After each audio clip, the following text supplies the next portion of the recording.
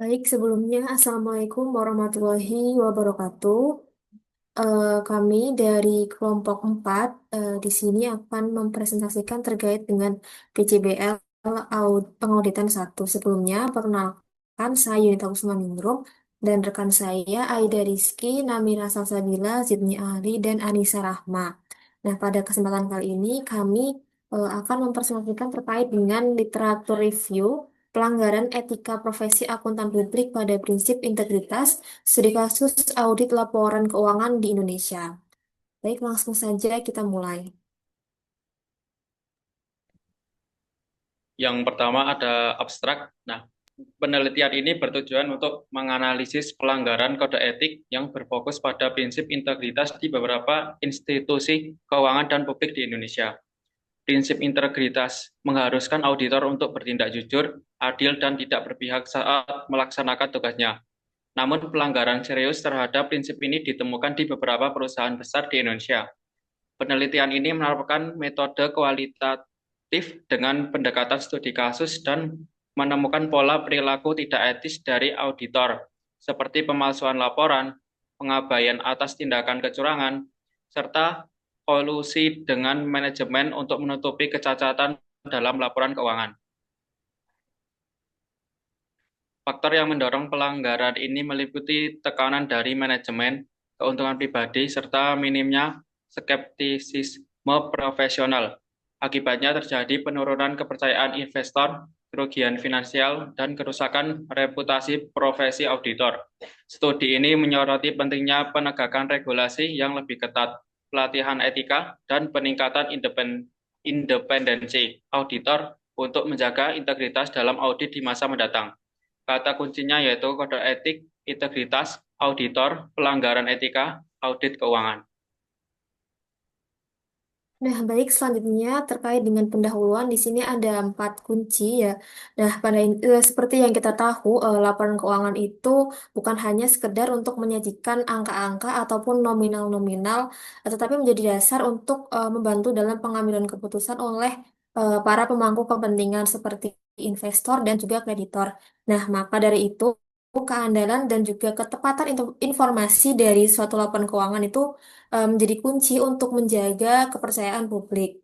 Nah, dari sinilah diperlukan peran seorang akuntan publik atau auditor. Nah, auditor yang independen berperan untuk memastikan bahwa laporan keuangan suatu entitas itu dapat dipercaya dan juga sesuai dengan standar yang berlaku.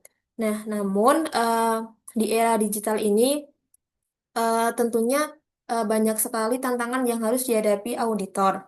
Nah, masih banyak auditor yang melakukan pelanggaran terhadap kode etik profesi akuntan publik, khususnya pada prinsip etika profesi. Nah, sehingga memberikan opini yang tidak tepat pada laporan keuangan yang pada realitanya itu bermasalah. Nah, sehingga eh, etika profesi akuntan publik itu penting dan menjadi pedoman dalam menjalankan aktivitasnya sebagai seorang auditor. Nah, salah satu prinsip yang mendasar dalam etika ini yaitu integritas, di mana integritas itu berarti jujur, adil, dan juga tidak memihak.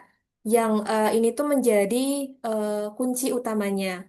Tapi sayangnya di Indonesia sendiri masih kerap terjadi pelanggaran serius terkait dengan etika profesi auditor. Nah, maka dari itu penelitian ini menjadi menarik untuk dikaji lebih dalam terkait dengan pelanggaran pada prinsip etika profesi akuntan publik, terutama pada prinsip integritas.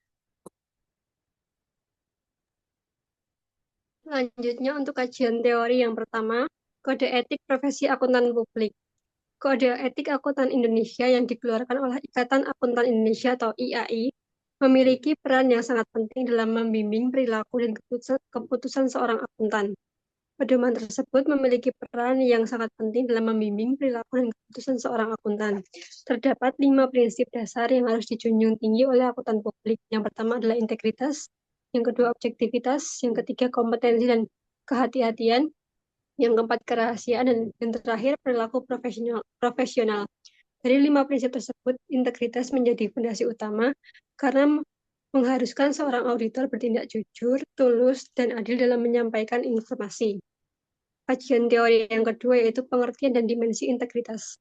Menurut Kode Etik Akuntan Publik IAI Seksi 110.1, integritas adalah kualitas yang mendasari kepercayaan publik terhadap profesi, yang menuntut kejujuran dan prinsip moral yang kuat dalam semua aktivitas profesional. Sedangkan menurut Kode Etik Akuntan Publik IAPI, integritas adalah kualitas yang mendasari kepercayaan publik terhadap profesi, yang menuntut kejujuran dan prinsip moral yang kuat dalam semua aktivitas profesional. Integritas memiliki keterkaitan erat dengan independensi dan objektivitas. Tanpa adanya integritas, independensi hanya bersifat formal, bukan substansial.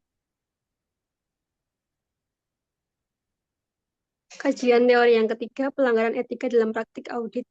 Berbagai penelitian menunjukkan bahwa pelanggaran etika auditor sering terjadi dalam praktik audit laporan keuangan. Misalnya, Maulana et al. 2025 mengungkap bahwa dalam kasus PT Hanson International, TPK, auditor memberikan opini wajar atas laporan yang mengandung pendapatan fiktif yang merupakan pelanggaran prinsip integritas. Yang kedua, studi oleh Andriana dan Trisnaningsih 2022 juga mencatat pelanggaran kode etik dalam kasus PT Garuda Indonesia di mana auditor mengesahkan pengakuan pendapatan yang belum layak diakui.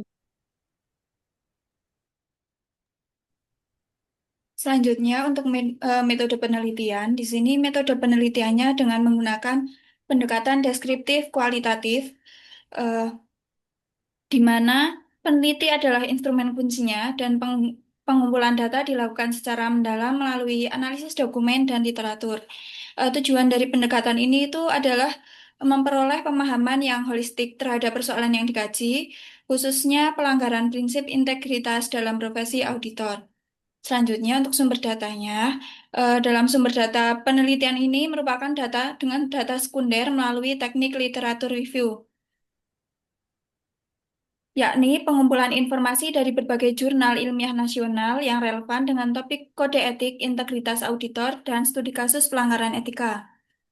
Literatur pendukung lainnya itu meliputi adanya laporan audit dari BPK dan OJK, berita dari media terpercaya, serta dokumen regulasi dan pedoman profesional yang dikeluarkan oleh IAPI dan IAI. Selanjutnya, untuk teknik pengambilan dan analisis data, pemilihan jurnal ini dilakukan secara purposif dengan kriteria yaitu topik relevan, sumber terpercaya, dan publikasi dalam waktu 10 tahun terakhir.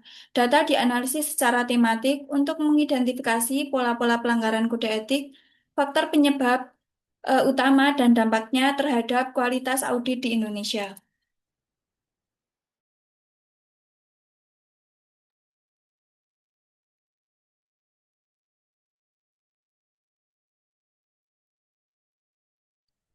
Yang berikutnya itu hasil dari pembahasan. Nah, kode etik profesi akuntan di Indonesia yang diterapkan oleh IAI dan IAPI menekankan pentingnya prinsip integritas. Nah, prinsip integritas tadi yaitu adalah sikap jujur, tulus, tidak memihak, dan tidak menyembunyikan informasi dalam penyusunan laporan keuangan. Namun, dalam praktiknya masih sering terjadi pelanggaran seperti manipulasi data, penghilangan informasi relevan, hingga memenuhi permintaan pihak tertentu yang bertentangan dengan nilai kejujuran. Tindakan ini tidak hanya menyesatkan pengguna laporan keuangan, tapi juga merusak reputasi profesi akuntan dan kepercayaan publik. Akibatnya, kredibilitas laporan keuangan dan stabilitas sistem keuangan bisa terganggu. Nah, integritas pun menjadi pilar yang penting dalam menjaga akuntabilitas di dunia bisnis dan keuangan. Nah, terdapat beberapa studi kasus pelanggaran etika profesi pada prinsip integritas di beberapa perusahaan. Yang pertama yaitu PT Sunprima Nusantara Pembiayaan atau SNP Finance, yaitu pelanggaran integritas yang dilanggar yaitu dalam manipulasi laporan piutang fiktif untuk terbitkan medium terms notes, dan auditor tetap beri opini wajar tanpa pengecualian atau WTP tanpa skeptisme memadai. Lalu akibatnya dari pelanggaran itu adalah kerugian investor, rusaknya reputasi profesi. Lalu pada perusahaan kedua yaitu PT Asuransi Jiwa Adi Sarana Wana Arta, yaitu prinsip yang dilanggar itu rekayasa laporan keuangan untuk tutupi produk investasi bermasalah. Lalu ada auditor gagal ungkap ketidakwajaran laporan. Lalu untuk akibatnya yaitu kerugian nasabah, pencabutan izin usaha. Lalu yang ketiga adalah PT Hansen International Tbk. Untuk integritas yang dilanggar yaitu adalah pengakuan pendapatan fiktif sebesar 73 miliar. Lalu tanpa dasar hukum sah, lalu ada auditor tetap beri opini wajar meski tidak sesuai fakta. Untuk akibatnya sendiri yaitu kerugian investor, tersorenya kepercayaan pasar. Untuk perusahaan keempat itu PT Timah Tbk. Untuk pelanggaran yang dilanggar yaitu manipulasi laporan keuangan terkait kerugian lingkungan sebesar 271 triliun, lalu auditor tidak membukukan laporan secara transparan dan akibatnya yaitu kerugian negara, publik, dan rusaknya kredibilitas laporan.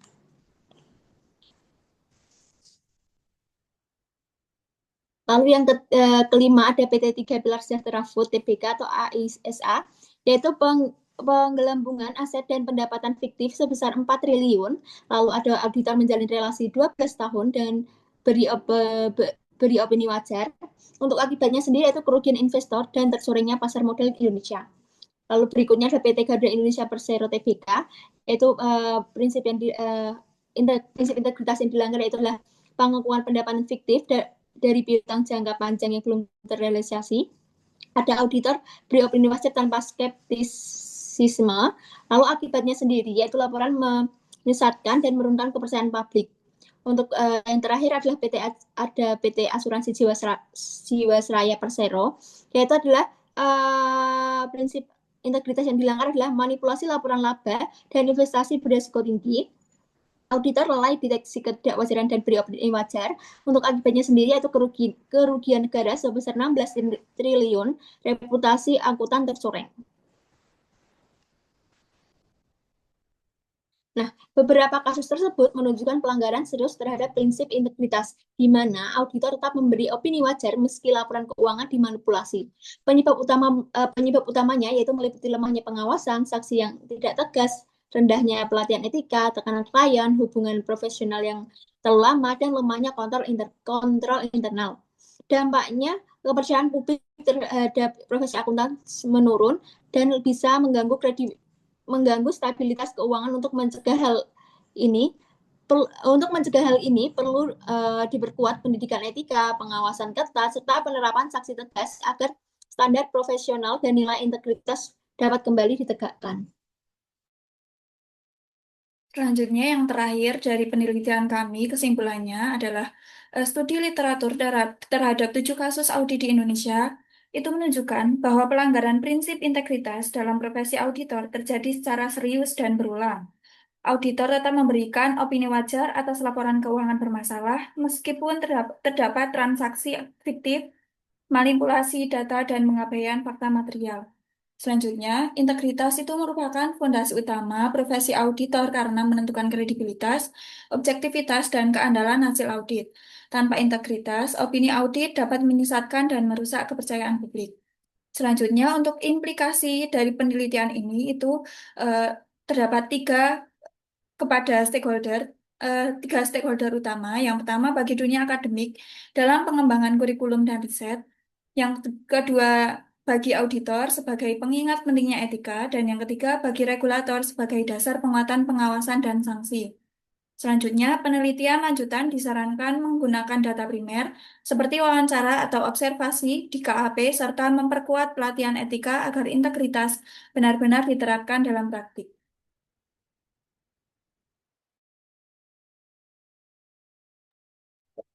Oke, baik. Sekian presentasi dari kelompok kami. Kurang lebihnya mohon maaf. Wassalamualaikum warahmatullahi wabarakatuh.